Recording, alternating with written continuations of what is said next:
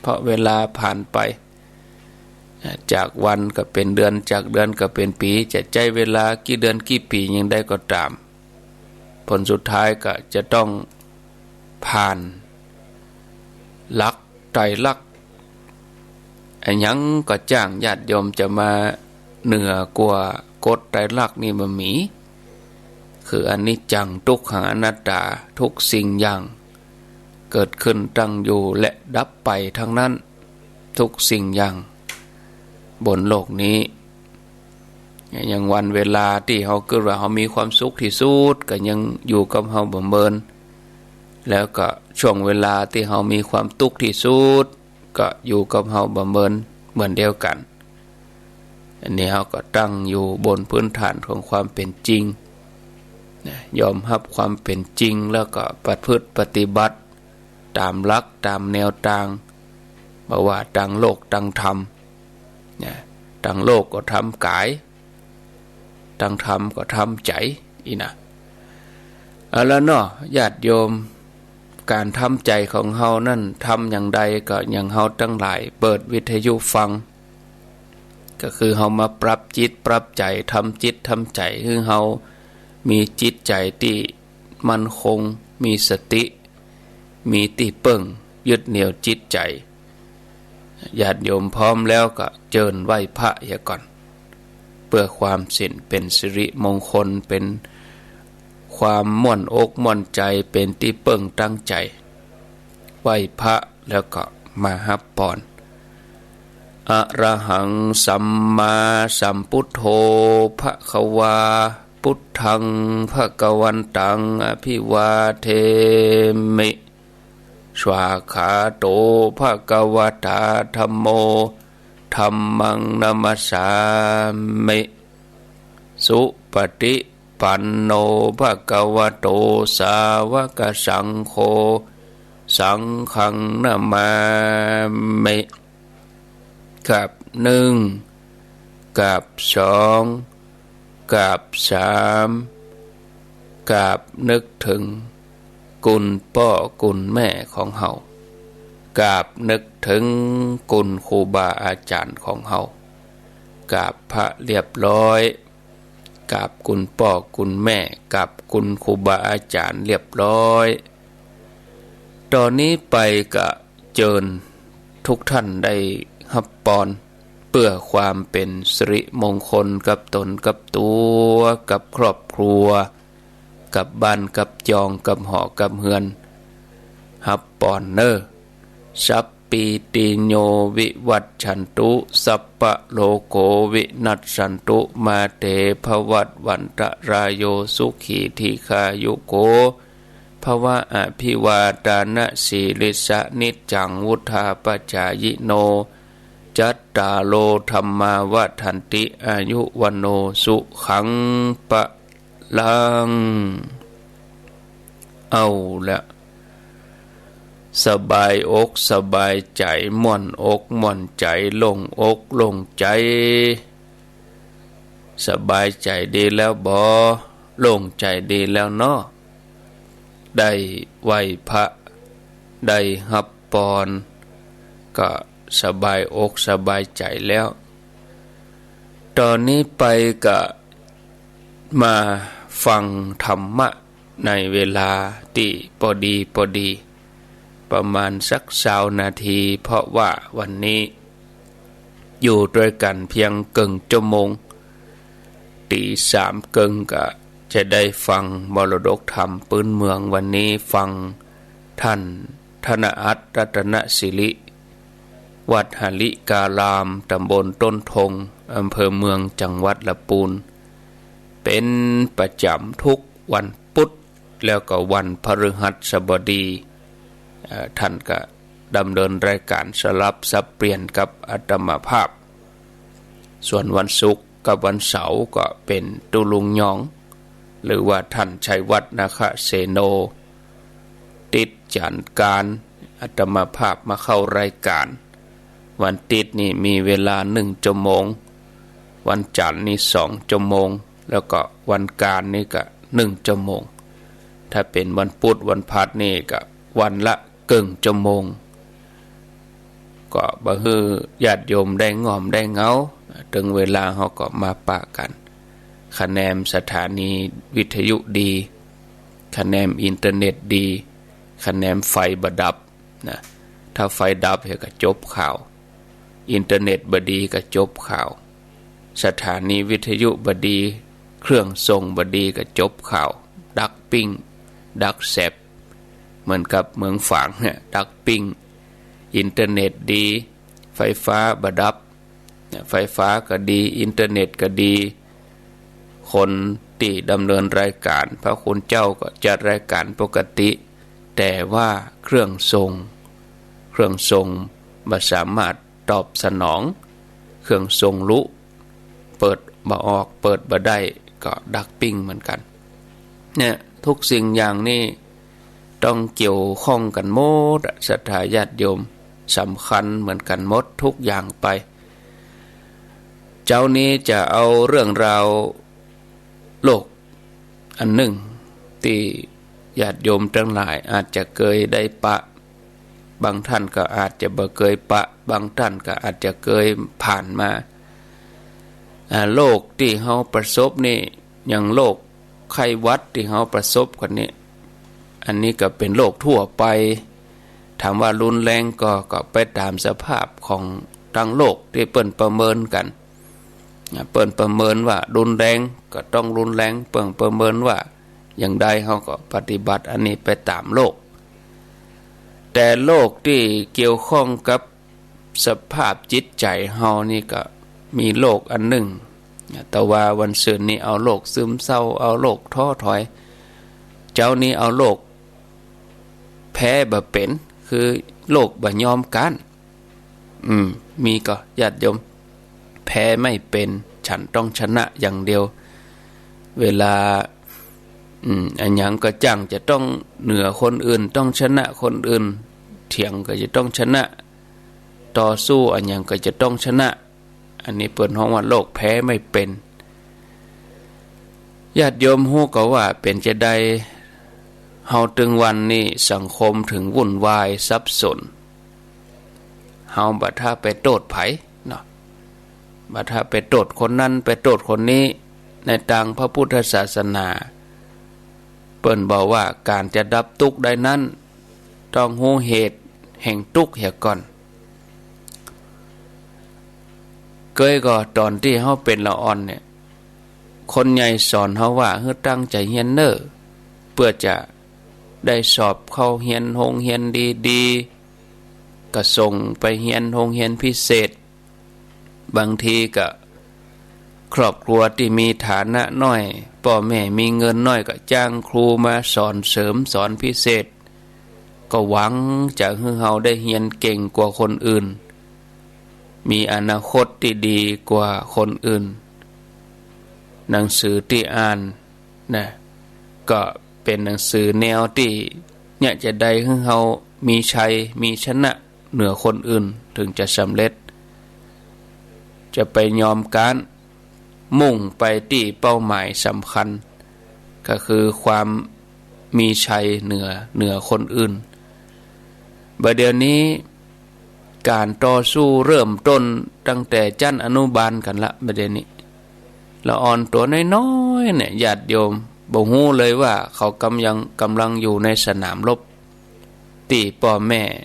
ปลูกฝังให้เขาว่าลูกฉันจะต้องดีกว่าคนอื่นเนี่ยต่อสู้กันละทั้งที่เราอ่อนวัยขนาดนี้เป็นวัยกินวัยนอนนะแล้วเมื่อเราอ่อนทำสำเร็จก็จะมีคนให้กำลังใจชมเชยให้รางวัลบ่ต้องอู้ถึงคนที่การว่าจะเป็นอย่างใดคนใหญ่เขาก็ปลูกฝังให้เขาต้องเป็นผู้ชนะตลอดโดยที่บ่ฮู้ตัวละอ่อนบางคนก็บ่เคยการแล้วก็การบ่ได้ญาติโยมเคยได้ยินก็ว่าละอ่อนดีๆบางคนสอบเรียนต่อบ่ได้ตามที่พ่อแม่คาดหวังจะต้องได้เกรดต่ออันตะอีเคยมีเหมือนกันที่ละอ่อนจะต้องฆ่าตัวตาย นะเพราะว่าความคาดหวังตัวเองมีสูงความคาดหวังของพ่อแม่มีสูงทั้งที่เขาก็ต้องประเมินว่าเขาทำได้ตัวเยอะนะตามความสามารถของเขานะเนี่ยญาติโยม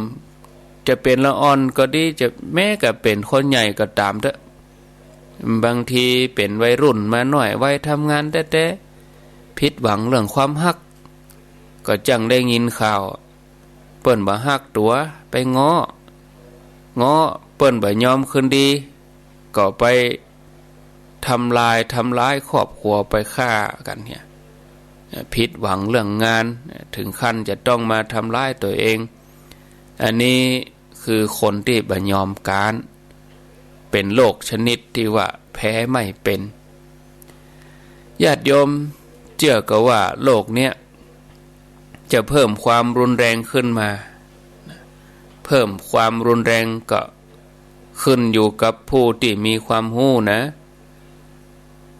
คนที่มีความรู้คนที่มีการศึกษาสูงคนที่มีฐานะดีคนที่มีหน้าที่การงานทั้งนั้นเหมือนกันตอนเขาเป็นละอ่อนเขาล่นเปิ้นเฮือนเขาล่นแข่งจะล่นเขาจะล่นเข้าเส้นชัยจ้ากว่าเปื้อนเฮาการเขาก็ตอนนั้นเสียใจตอนนั้นก็แล้วไปในสนามแข่งแต่บ่กองใหญ่ขึ้นมาเนี่ยโอ้ญาติโยมนอกจากเขาจะเสียใจแล้วก็ยังมีความกำว่าเสียหน้าแฮมเนี่ยกำว่าเสียหน้าเสียศักดิ์ศรีเนี่ยยิ่งจะทำเมื่อเขาเป็นคนที่ทะเยอทะยานมีที่หนึ่งเป็นแชมป์อยู่หั่นเนี่ยบ่ยอมทั้งที่หนึ่งเนี่ยมันต้องมีที่เดียวญาติโยมทั้งหลายเปิ้นเรื่องว่าที่หนึ่งเขาก็อยากจะเป็นหนึ่งคนนั้นก็อยากเป็นหนึ่งก็เลยแข่งแย่งชิงดีชิงเด่นกันประหารกันเนาะบ่ได้ถ้อยทีถ้อยอาศัยบ่ได้เมตตาซึ่งกันและกันโลกแพ้บ่เป็นการบ่จ้างเนี่ยบ่กองการขึ้นมาก็บ่ยอมหาทุกวิถีทางที่จะชนะให้ได้บ่เอาด้วยเล่ห์ก็เอาด้วยกลบ่เอาด้วยมนต์ก็เอาด้วยคาถาเอาทุกวิธีทุกอย่างวิถีทางทุกอย่างที่จะเอาชนะยิ่งหากคนมีการศึกษาสูงศักดินาสูงก็ทะเยอทะยานสูงไปตามทวีคูณนั้นหาทางเอาชนะให้ได้จะด้วยวิธีใดก็จ้างสุดท้ายก็ทางออกนั่นก็คือวิธีที่รุนแรงนะต้องกำจัดคู่ต่อสู้ต้องเคลียร์มันออกต้องจัดการอย่างใดก็ได้เพราะมันเหลือเฮามันล้ำเฮามันเกินเฮาไปมันล้ำหน้าเฮาไปเนี่ยจะได้ถึงจะต้องกำจัดออกไปเฮากึดกันอย่างเงี้ยมันถึงยุ่งญาติโยมทั้งหลายชีวิตก็มีสองด้านเนาะเหมือนเหรียญก็มีหัวมีก้อยมันก็ต้องมีสุขมีทุกข์มีอิ่มมีหิวมีขาวมีดำมีชนะแล้วก็ต้องมีการเขาก็จะต้องหัดหูแหมด้านหนึ่งพ่องเพราะบางครั้งเขาก็จะต้องปะกับสิ่งหมู่นี้เหมือนกันมันจะไม่ว่าเขาก็จะปะด้านเดียวมันก็ต้องมีด้านที่บดีพ่องเพิ่นจะไปห้องว่าโลกธรรมอย่างมีสุขก็ต้องมีทุกข์มีหิวก็มีอิ่มเมื่อทุกข์ก็ต้องอยู่กับทุกข์ให้ได้เพราะว่าเขาก็จะต้องหาทางดับทุกข์นั้นเมื่อเขาการเขาก็ต้องยอมบ่ใจดันทุลังจะเอาชนะอย่างเดียวบ่สนใจว่าจะเสียหายอย่างใดเคยมีกรรมหนึ่งว่าเขาไปยืนบนภูเขาแห่งชัยชนะภายใต้สิ่งประลักหักพังภายใต้ซากศพคนอื่นมันจะภูมิใจที่ไหนเขาต้องยอมญาติโยมบางครั้งเขาก็ต้องปิกมาเขาต้องถ้าเขาปิกมาแห่งกรรมเขาก็อาจจะมีกล้านักกว่ากรรมว่าชนะนะการที่เขายอมบางครั้งก็ทำให้เขาได้เวลาปิกมาได้เปื้อนปิกมา ถ้ามือเฮาบ่ต้องไปเสียคนฮักบ่ต้องไปเสียญาติพี่น้องบ่ต้องไปเสียเพื่อนร่วมงานทั้งที่เฮามีเฮาบ่จ้างใจเนี่ยญาติโยมก็ต้องยอมรับแล้วก็มีความหันตรงมีความหันดีเนี่ยญาติโยมถ้ามันจะดีที่ไหนถ้าว่าเฮาชนะแล้วเฮาเสียครอบครัวเสียเปื้อนเสียงานเสียลูกน้องนะเสียเจ้านายเสียลูกน้องเสียอย่างกู้อย่างไปบางครั้งโลกที่แพ้บ่เป็นอาจจะไปอยู่ในในงานเนาะที่ทำงานที่ครอบครัวก็บางทีก็ลามไปถึงในบ้านในครอบครัวเกิดญาติโยมทั้งหลายถ้าในบ้านมีกล้าคนบ่ยอมกันต้องการเอาชนะค้าคานกันก็จะวุ่นวายต่อใดยิ่งหูนักยิ่งเก่งนักยิ่งมียศถาบรรดาศักดิ์ยิ่งมีอันหยังนักก็เกิดว่าตัวเองจะเหนือคนอื่นก็อยากจะชนะญาติโยมทั้งหลายการยอมนะการยอมนั่นก็เพื่อให้คนอื่นหรือว่าส่วนรวมได้มีส่วนชนะพ้องถ้าตัวเก่าเฮายอมนะศรัทธาญาติโยมทั้งหลายอันนี้บางทีเฮามันก็ทิฐิคนเนาะนะก็จะเล่าเรื่องสำคัญอันนี้เป็นนิทานในเวลาที่พอดีประมาณ 7-8 นาทีนี้นิทานเรื่องน้ำกับทิฐินิทานเรื่องน้ำกับทิฐินี้ของนิทานของดร.อาจองค์ชุมสายณอยุธยาเปิ้นว่าอย่างนี้ญาติโยมท่านสาธุชนทั้งหลายเมิ้นมาแล้วมีป้อใจคนหนึ่งชื่อว่าทิฐิเขาเป็นคนที่มีนิสัยดื้อก็สมกับชื่อนั่นนะโอ้คนนี้มีทิฐิสูงเนี่ยบ่ยอมลงไผ่บ่ยอมรับความหันของไผ่เมื่อได้ลองเชื่ออันอย่างไปแล้วเนี่ยนายทิฐิคนเนี้ยก็จะยึดถือบ่ยอมเปลี่ยนแปลงคือจะเอาอย่างนั้นอ่ะบ่ยอมรับฟังความคิดความหันไผผิดอันอย่างใดนะก็บ่เปลี่ยนแปลงจากความเชื่อเดิมเด็ดขาดแม้ว่าที่ตัวเก่าจะทำนั่นมันบ่ถูกญาติโยมทั้งหลายก็ยังเป็นทิฐิอยู่บางครั้งก็ดื้อนะขาดเหตุผลก็ทำให้สูญเสียสิ่งดีๆในชีวิตไปโดยที่เขาเองบ่ฮู้มาก่อนเนื่องจากนายทิฐินี่ก็บ่ใจคนร่ำรวยหยังดังนั้นเขาก็จ้องทำงานหนักเพื่อจะหาเงินมาใช้จ่ายจนกระทั่งมีฐานะขึ้นมาในระดับหนึ่งนายทิฐินี่ก็เลยพักตัวเองจากการทำงานแล้วก็เดินทางไปเรื่อยๆเพื่อจะเอี่ยวให้ได้กำไรชีวิตเพราะว่าทำงานมานักแล้วก็ต้องการจะเอี่ยวไปให้ได้ทั่วโลกอีกเมื่อตัดสินใจอย่างนั้นนายทิฐินี่ก็เลยฝากบ้านไว้กับญาติพี่น้องแล้วก็เก็บสัมภาระออกเดินทางนายทิฐิเดินทางไปตามที่ต่างๆไปเอี่ยวชมที่หั่นที่นี่แล้วก็พบปะอู้จากับคนตามที่ต่างๆที่ตัวเองได้ปะการท่องโลกกว้างของนายทิฐินี่ก็น่าจะทำให้เขาเกิดโลกทัศน์เกิดความคิดกว้างขึ้นมามีความรู้ดีขึ้นมานักขึ้นมาแต่เมื่อใดก็ตามเมื่อเขาเดินทางไปญาติโยมทั้งหลายก็มีคนมาบอกนะกรรมมาแนะนำอะไรอย่างเขาก็ยังรีบแก้กล่าวอู้กับคนที่มาบอกมาแนะนำว่าอันนั้นบ่ถูกนะที่จริงมันต้องเป็นอย่างนี้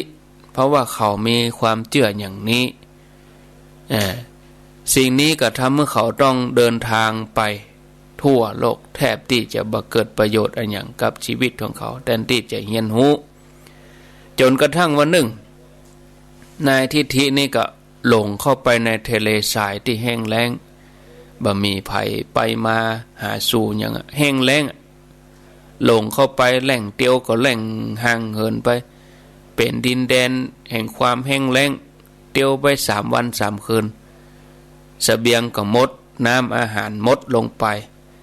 นายทิฏฐินี่ก็เดินต่อไปบ่ไหวก็ก้นลงหั่น